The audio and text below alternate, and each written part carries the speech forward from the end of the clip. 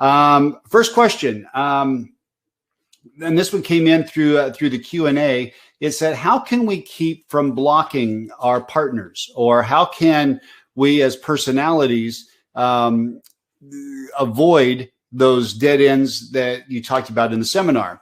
Well, the first thing is, if you're on a multi-personality show, if you're on a team show, don't answer rhetorical questions. A lot of times, I hear this all the time, where somebody will say something and it's meant to be a rhetorical question to get the audience engaged and get the audience thinking, and somebody else on the show answers the question. Dead end. Now, related to that, if you ask a question, never ask a question that can be answered yes or no. Never ask a black or white question where there's only two options. Ask open-ended questions. If you want some more information on that, you can get it through my seminar on demand at tjohnsonmediagroup.com or insidersradionetwork.com. It's the interviews, great interviews on the radio seminar. And I take you through that, how to ask proper questions. So as a performer, asking a question the right way or making a comment the right way that opens it up, and as Andrea put it, making an offer, and then whoever is receiving that offer, that's your new reality, and that's what you perform with. So you go with that and you accept that, and you don't try to force your own agenda. So very good question. Question came in about how to warm up as a solo show. On by myself, what do I do? How do I play these games by myself? Well, I would say find somebody to play those games with you. Go to the promotions department, or maybe you have interns at the station, or someone in production, or even a salesperson. Although most salesperson people may not be quite as much fun to play with. I'm just kidding. I love salespeople. But get a receptionist. Get somebody else around the station and have them play with you to warm up. There's also another trick that Andrea didn't talk about, but I worked for a long time with a director of sales, and she and I did a tag team across North America, working with about 250 radio stations. I was talking to programming and promotion. She talked to sales. And every time we went into a meeting, just before we went in, she stopped me and she would jump up and down for like 5 or 10 seconds, and like a pogo stick. And I said, her name is Jamie Dickin. And I said, Jamie, what are you doing? And she says, oh, this wakes up the brain. Really? She goes, yeah, it shakes the brain just a little bit and gets the energy going. She goes, watch, when I go in that room, I'm going to have a lot more energy and I'm going to be much more positive and upbeat. So even if you can do something just as simple as that, that would be great. There may be some improv games that you can do as a solo show that you can do by yourself. If there are, I don't know of them. Andrea, I see, is in the chat. So Andrea, if you know of any solo improv games to play, you might want to type something there for the people who asked about warming up as a solo show. Somebody also said, and this was Blair Bartram mentioned, that Andrea mentioned fun versus funny. And I don't want to put words in Andrea's mouth, but I believe what she was referring to is the goal in improv is not to have a funny line. You're not trying to one-up anybody, and you're not trying to steal the show by saying something funny, but by advancing the conversation, advancing the topic, and by having a good nature and playing along, some funny things are going to happen. Now, the worst thing on the radio is personalities who are trying to be funny, but really aren't. You can tell when someone's trying too hard to be funny. Now, if I have a choice, I want a funny radio show. Funny is the number one thing that listeners want from a radio show. So if you can give them funny, you're going to win. But you can't give them funny by trying to be funny. And a lot of times, if you're just having fun, that's contagious. And fun will turn into funny if the people are all playing along and have a common goal. Another question came in and said, who decides when the break is over? I guess the flip response would be the listener decides when the break is over. And when the break is over for the listener, they tune out or punch the button, right? But I understand your question. This is obviously on a multi-personality show.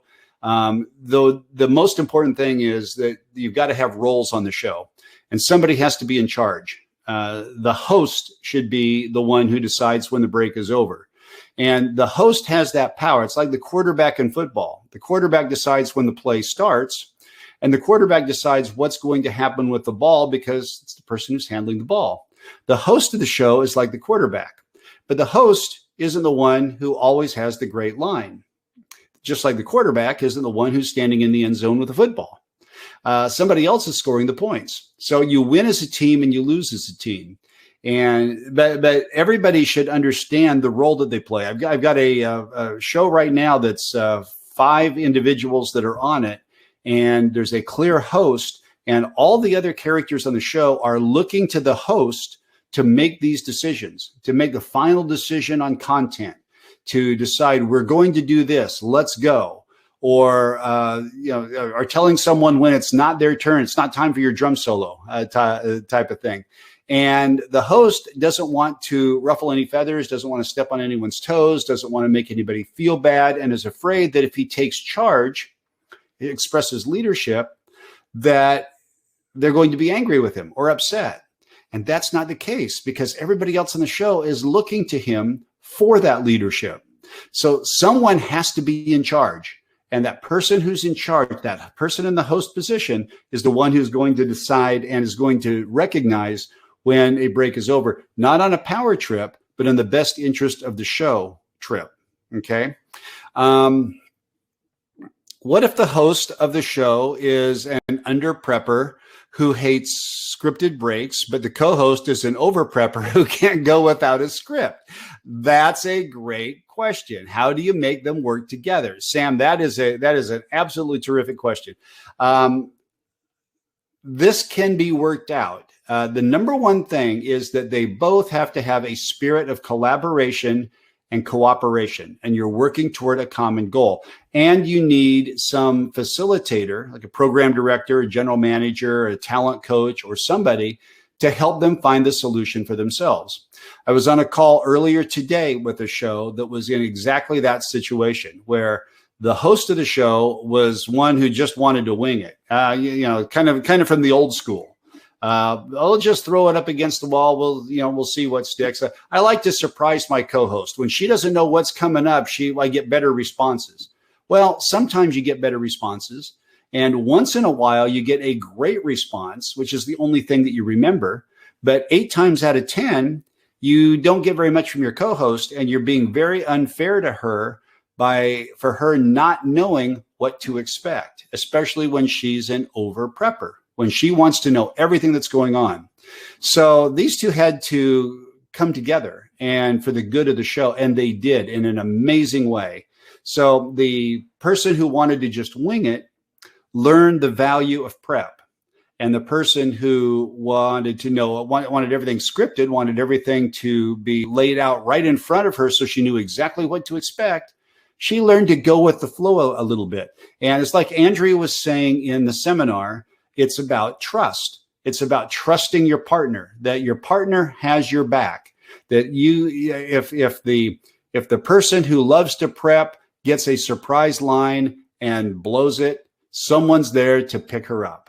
And when the two really got together and they started to understand how to work together and again, in the spirit of improv, your number one goal is to set up your partner, to make your partner look good. And if you're doing that on the radio as well, then you're going to want to serve that partner by performing in such a way that's going to make it easier for them to perform, if that makes sense. But it all comes to, we want to win as a show, not I want to win as a part of the show at your expense. You've got to be on the boat rowing in the same direction. And if you're doing that and you take the time to really get to know each other and you really get to understand each other, and you're working hard to succeed as a group, that is going to, you're going to end up finding a solution. Sometimes you need help for that. If you need a talent coach for it, you can reach out to me. I'll be glad to help you with that. Tony Bristol. Hey, Tony, good to hear from you in Providence. Tony says preparation is the beginning of good air work. Tony's the one who said who decides when the break is over. I'd written that down earlier to address. I already answered that one. Lee says suggestions for some improv games. There are a ton, and a couple of places you can go, Lee, is on my site, insidersradionetwork.com. And if you type improv in the search box, it'll bring up a bunch of articles on improv. You'll be able to find this webinar on demand there later on today. And there's one article that is improv games. It's called Got Game. Here's some improv games that will help you on the radio. And it's got a couple of them that Andrea talked about today. And it's got some more that we didn't talk about today.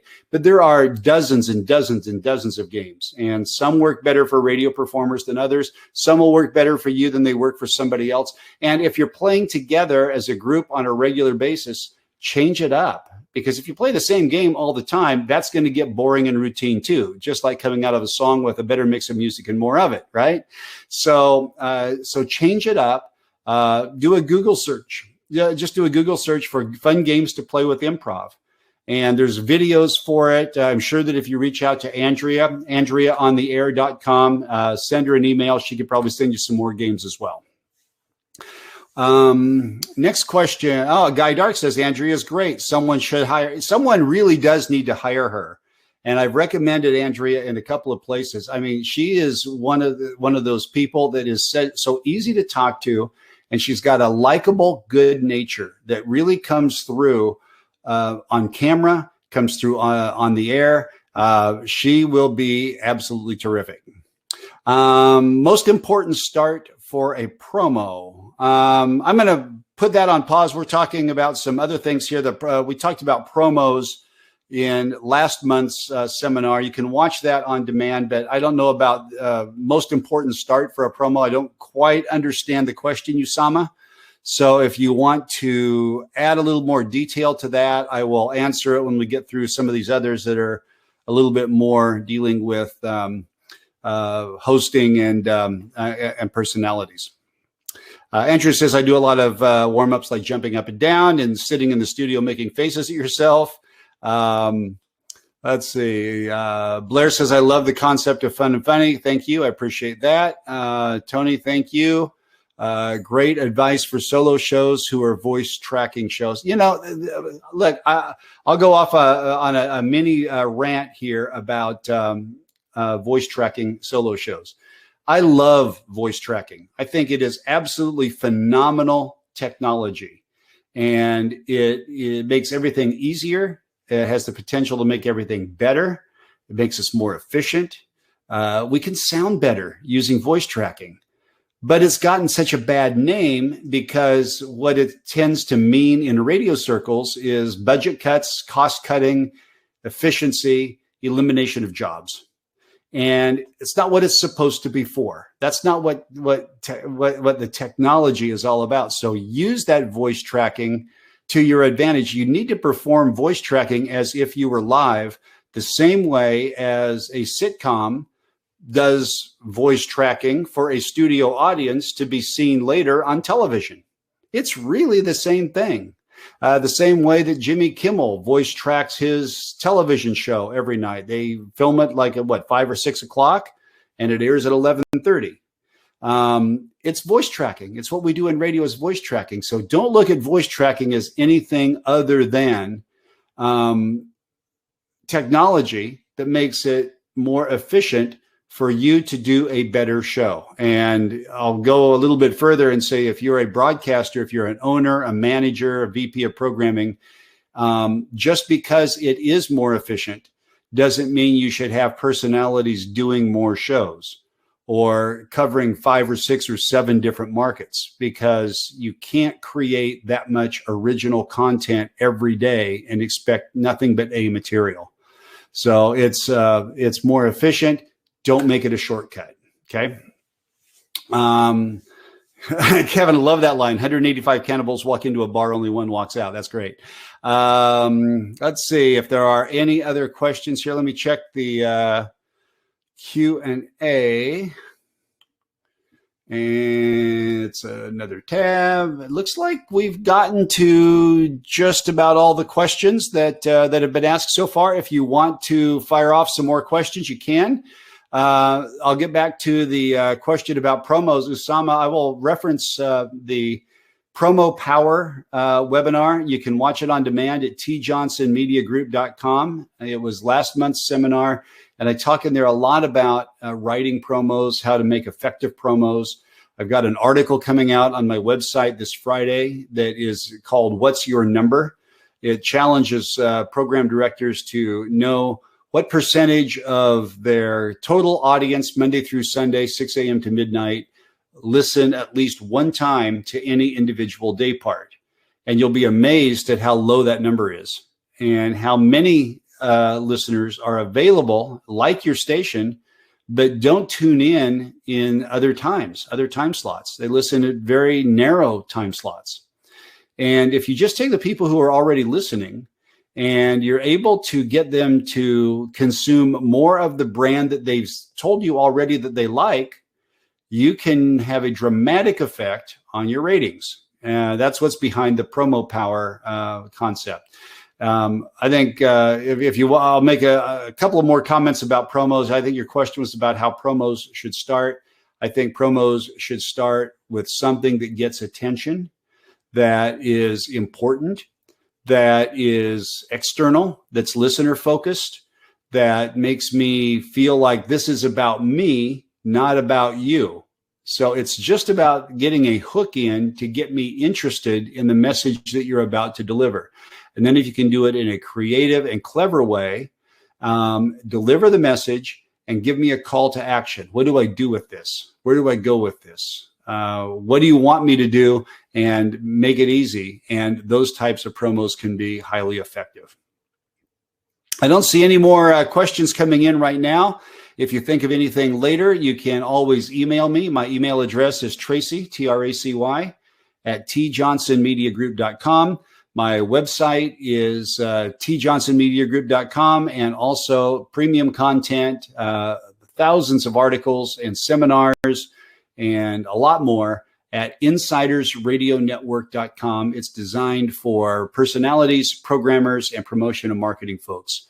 Thank you so much for all of your time, for your attention, for coming to the seminar.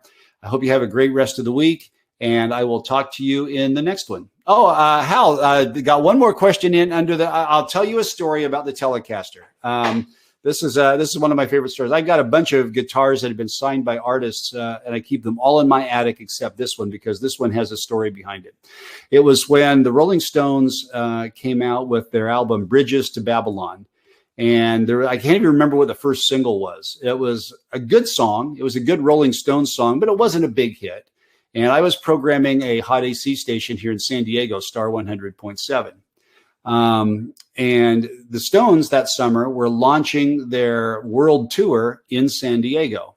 So when the song came out, I thought, this is news. We're very much in touch with our community, and we wanted to be a part of the event at the at Qualcomm Stadium. And so we got behind the song and started playing the song. Well, it got the attention of the Rolling Stones manager, who called me and said, hey, we really appreciate you playing the song. There's not many hot AC stations who are playing it, and the rock stations aren't playing it very much either. Can you tell me the reasons why you're doing it? So I gave her all the reasons.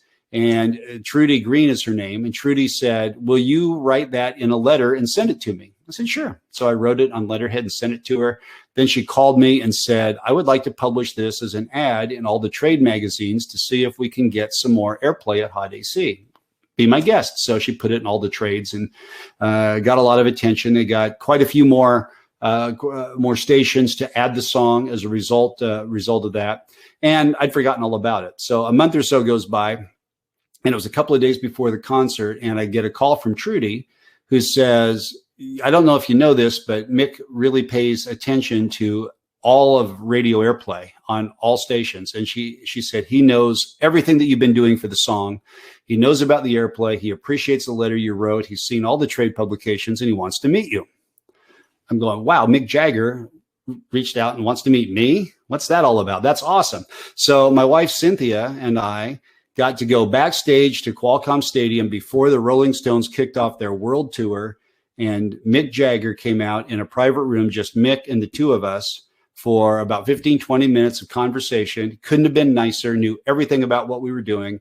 And we thought it was time to go. And he said, hey, let me say, we're having Charlie Watts' 63rd birthday tonight. Well, you want to come by and say happy birthday to Charlie? Of course. So they had this private room, and it was a big party, had tons of people there. Mick takes us back into Charlie's birthday party. We hang around there for 20 minutes or so, and I'm walking out the door. My wife and I are going to get in our seats, and Mick sees us leaving, and he comes and grabs us again and says, "Hey, listen, I want to do something for you. I want to give you something." Wow, what? And he said, "Do you want a tour jacket and make you kind of an honorary Rolling Stone, or I can get the guys to all sign a guitar for you?" I said, "I'd love a guitar." So I went and got this guitar signed and gave it to me. So I put it up, and that's the guitar that I keep there because it has a story to it. So it was awesome. So I guess the bottom line is be nice, take the time to return those calls, and good things will happen to you.